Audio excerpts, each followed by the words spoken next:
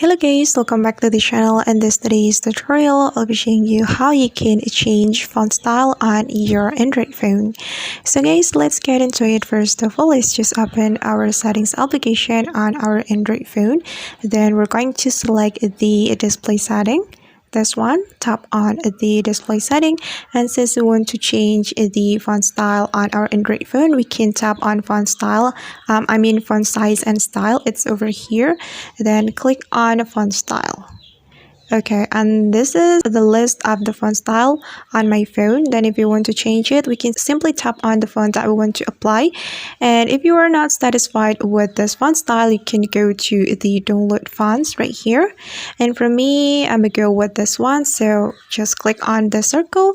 Then as you can see that now the font style has been changed and the main text will look like this. And alright guys, that's how we can change font style on our Android phone.